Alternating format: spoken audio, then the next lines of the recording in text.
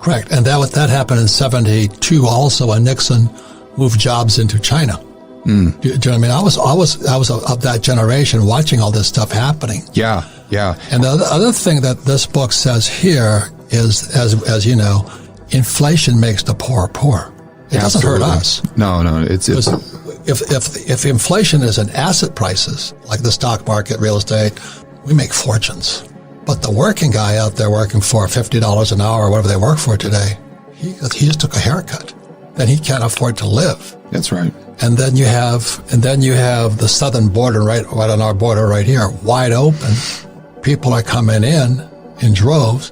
They have smash and grabs. This is all stage 2 communism. And they defund the police. They're going to try and take our weapons away. This guy Kyle Rittenhouse, was an issue of gun control. Supposedly, the press reports that he shoots black people. He shot white people.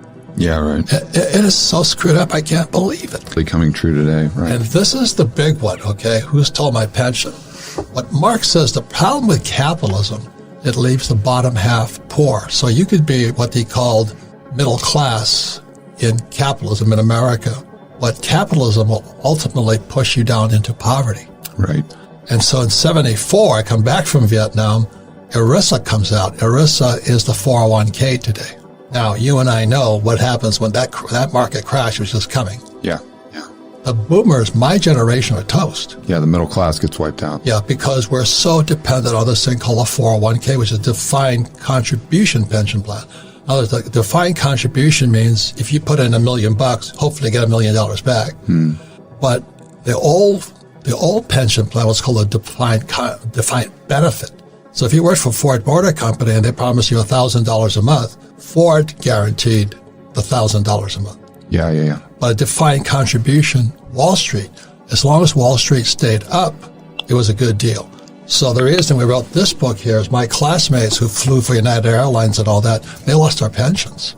PBGC, Pension Benefit Guarantee Corporations, they took their pensions. So as you and the reason we always get together, and we're talking with Jeff Snyder and all this, you're talking about the euro dollar crisis and how they're pumping up the stock market right now.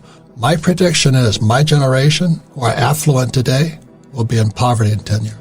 Yeah, and I think I'd take it a step further because I think it's not just your generation, but it's American society because now our economy is completely dependent upon the asset prices or the assets that are in the 401k. Yes. So if the 401k crashes as a result of assets, that means the entire economy crashes. And that goes back to what Marx is saying. And that's how those two books really dovetail on one another.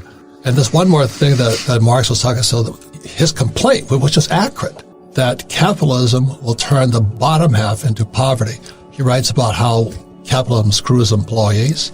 He talks about how doctors and lawyers will no longer be exalted. This is in 1848. So for those who read Rich Dad, Poor Dad or the Cash Flow Quadrant, E's or the employees, they're always afraid they're going to lose their job. So the smart guys with the S's, doctors, lawyers, accountants, and all this, and he says to this in 1848, the capitalism was going to screw the S's. Right. And we screwed them via taxes. Yeah, but I would argue that it wasn't free market capitalism that did that. It was the Fed, it was the central planners, ironically, that brought his predictions to fruition. He thought it would be the capitalists, where it was actually the central planners, if you really get into the nitty-gritty, who are Marxists. There you go. Yeah. So it all comes full circle. And that's why George goes around with this, and the Fed, and he and Robert Barnes are suing the Fed, and Ron Paul says, and the Fed. Because if you read, not this book, but some of Marx's later books, and it was actually Stalin and Lenin who said, the Federal Reserve Bank is a Marxist organization. Yeah. Just like Black Lives Matter is Marxist. Now, I have no problem with that. Be upfront about it. Yeah. But everybody thinks the Fed is federal. It's not. It's a cartel. Yeah. Yeah. And what it does is through quantitative easing, through artificially low interest rates, and through bailing out these huge corporations, it takes capitalism and it completely perverts it. It distorts it. And that's why I always use the term free market capitalism, not just capitalism. Right. Because people like to argue and say, well, look at what happened during the GFC. That was a result of the global financial crisis. Right. That was a result of capitalism gone amok. And look, the Fed came in and bailed out all these corporations. That's what capitalism does. I said, no. That has nothing to do with capitalism. Amen. And that has nothing to do with a free market. So if you look at things in terms of a free market, which is really what capitalism is, that does not involve bailouts. Correct. That involves actually letting businesses go bust. That's right. Yeah. So then those people who are prudent can come in, buy the assets, and that benefits society at large moving forward. Correct. They were too big to fail, which is communism.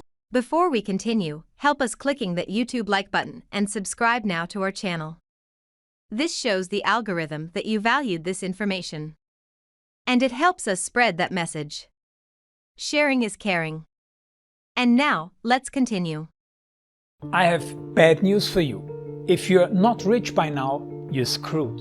And if you're in debt, you're even double screwed.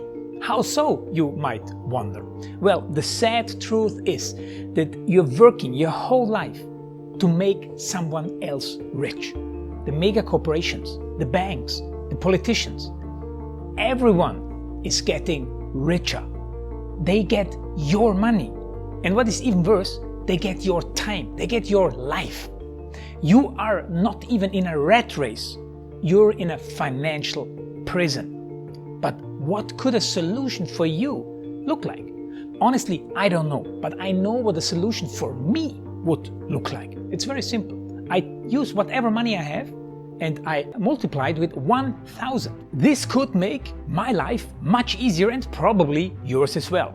If you have $1,000 available and multiply this with 1,000, I believe that this could solve some financial issue for the one or the other. Of course, if you're ugly, you would have to multiply it with much more than 1,000. My name is Marco Stan, and this is what I decided to do. I decided to 1000x my money. This is not a joke. I know what you may be thinking. What is this guy talking about?